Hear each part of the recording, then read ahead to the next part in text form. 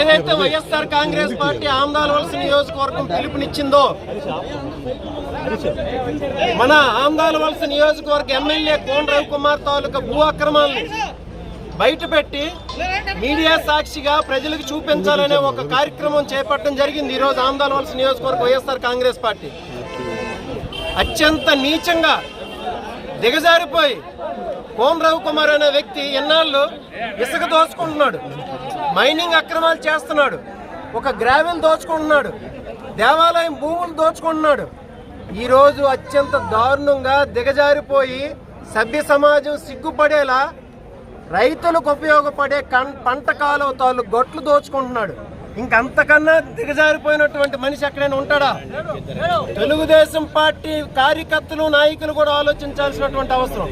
కాలువ గట్లు దోచుకున్నటువంటి నీచమైన సంస్కృతి, కాలువ గట్లు దోచుకున్నటువంటి దిగజారిపోయినటువంటి వ్యక్తి కోన రవికుమార్ ఈరోజు ఆమ్దాలవలస నియోజకవర్గ పరిధిలో గల తోటాడ గ్రామం వద్ద ఉన్నటువంటి మిత్తు బట్టి, ఆ బట్టి తాలూకా కెనాల్ గట్టుని 15 అడుగులు కూడా సొంత భూమి లేకుండా ఉండి దాని పక్కనే ఇంకొక 50 అడుగులు ప్రభుత్వ భూమి అంటే ఏంటి కెనాల్ తాలూకు ఇరిగేషన్ డిపార్ట్మెంట్ తాలూకు భూమిని దోచుకొని అక్కడ ఏదో ఎలక్ట్రికల్ ఛార్జింగ్ స్టేషన్ ఏదో పెడదామనే దుర్మార్గపు ఆలోచనతో ఉన్నటువంటి చాలా చులకనైన మనసు కలిగినటువంటి వ్యక్తి కోన రవికుమార్.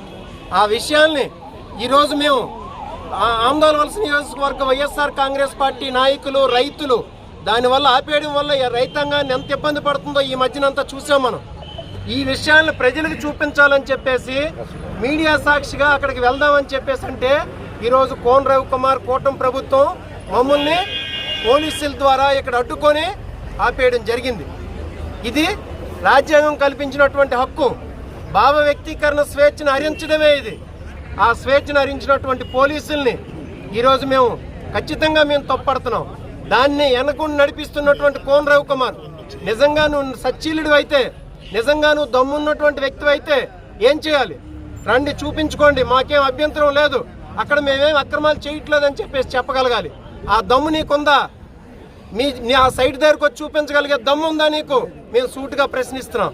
ఇప్పటికే బాబాజీ మఠం భూముల్లో ఎన్నో ఎకరాలు ఆక్యుపై చేశాడు కోన రవికుమార్.